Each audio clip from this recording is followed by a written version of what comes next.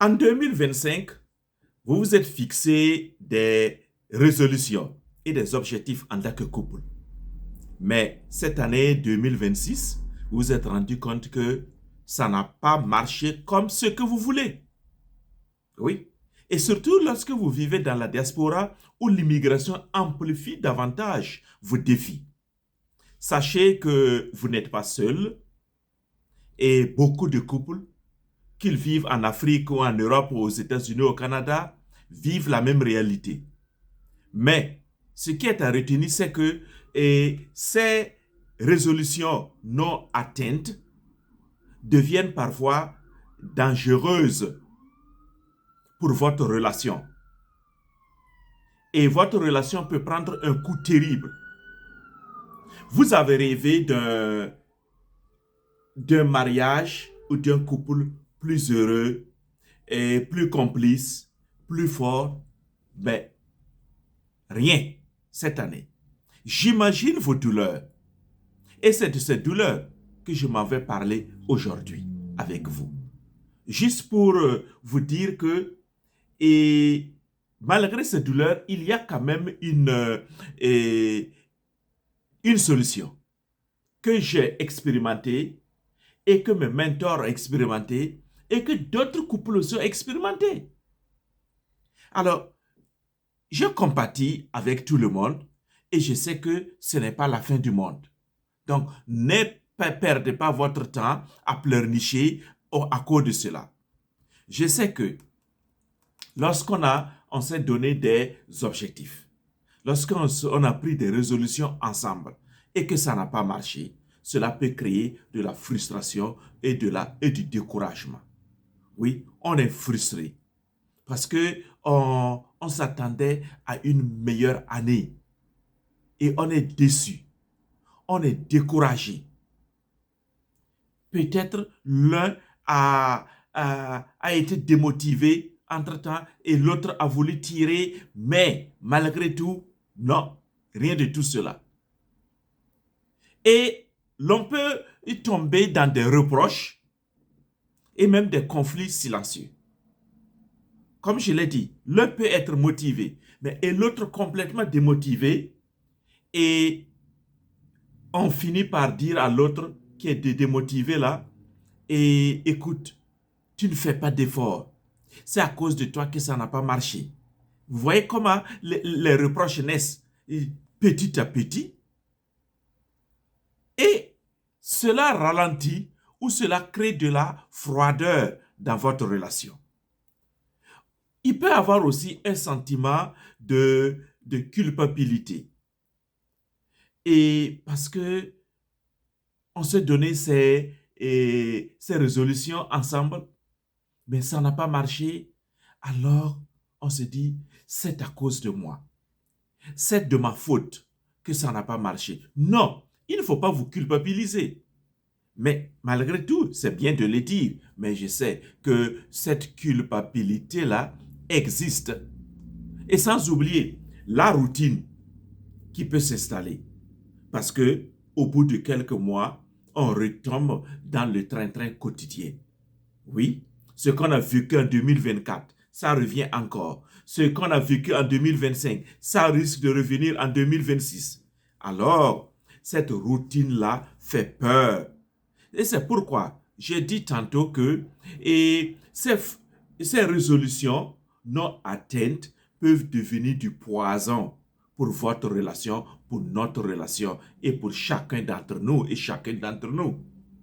Alors, en cette année 2026, je ne voudrais pas que cela vous arrive encore. Ces frustrations, ces découragements, ces déceptions, ces reproches incessants. Non, je ne voudrais pas que vous le viviez personnellement, individuellement, ou que cela soit en couple.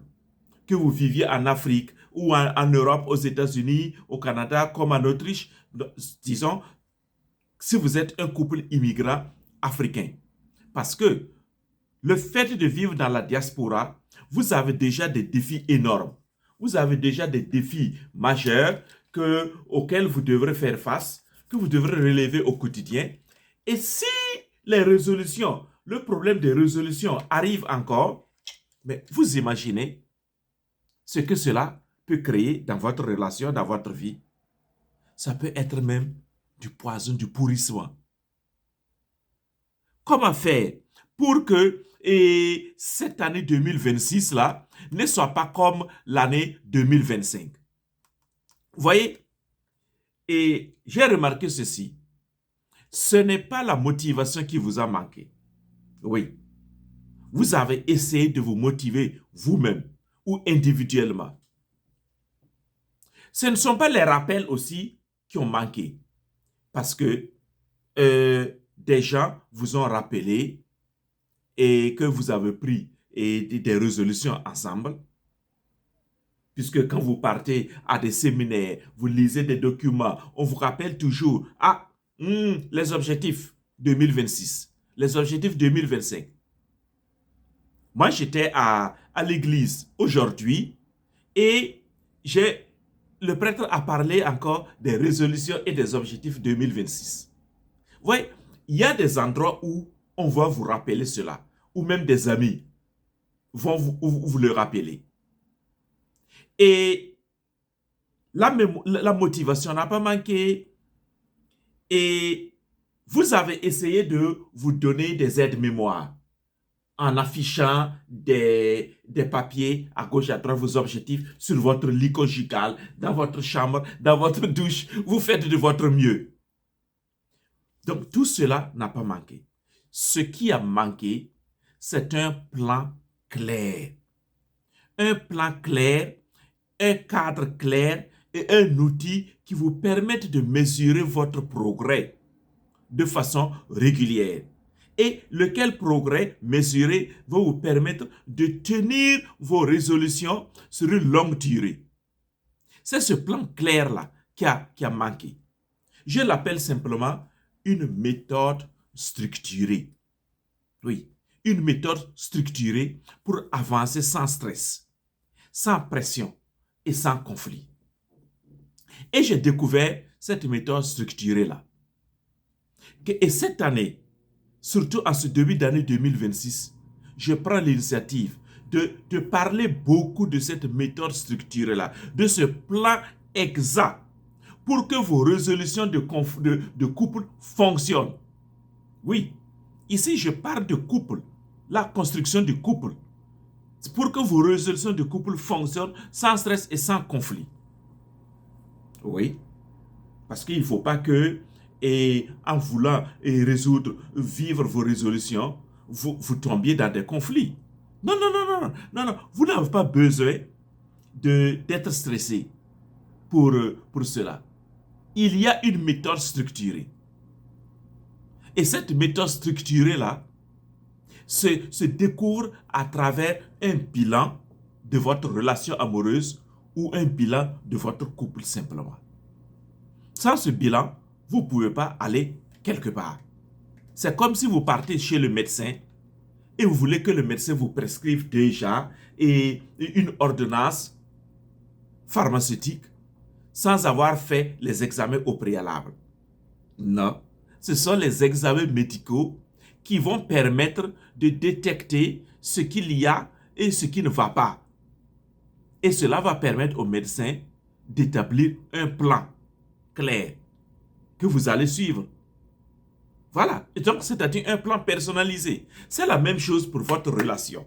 Alors, pour que vos résolutions fonctionnent, vous avez besoin réellement de ce cadre-là. Vous avez besoin de cette méthode structurée qui passe par le bilan de votre relation, par le bilan de votre couple. Et je peux vous l'offrir. Moi, je suis passé par ce bilan-là. Chaque année, je le fais d'ailleurs. Comme je fais mon bilan de santé. Et d'autres couples avec qui je partage cette méthode structurée-là passent par ce bilan-là aussi et remarquent et il y a des résultats probants chaque année. Oui, au fur et à mesure qu'ils se donnent à ce bilan de relation, à ce bilan de couple, leurs résultats deviennent meilleurs. Ils tiennent leurs résolutions de janvier à décembre. et ils peuvent encore rebeloter et constatent que leur relation devient toujours meilleure. Et c'est ce que je souhaite pour vous, chers amis. Alors, pour ceux qui veulent vraiment un plan clair, structuré et qui fonctionne vraiment, sachez que vous pouvez me contacter. Mon numéro au WhatsApp et mon email sont dans la barre de description et dans la bio de cette chaîne de l'école de la famille Efata. Et je mettrai d'ailleurs le lien de l'école du couple et de la relation dans la barre de description et dans les commentaires. Et vous pourrez aller visiter cette école du couple et de la relation. Vous allez découvrir ce qui se présente. Des livres qui peuvent vous accompagner en cette année 2026 pour que vos résolutions personnelles et de couple puissent tenir la route. Vous allez aussi découvrir un programme de formation spécifique pour les couples immigrants africains. Donc, comment vous allez faire pour fonctionner malgré les défis de l'immigration. Allez-y visiter cette école du couple et de la relation et vous me reviendrez. Vous aurez d'ailleurs tous mes contacts là-dessus. Une méthode structurée. C'est de cela que vous avez besoin en cette année 2026.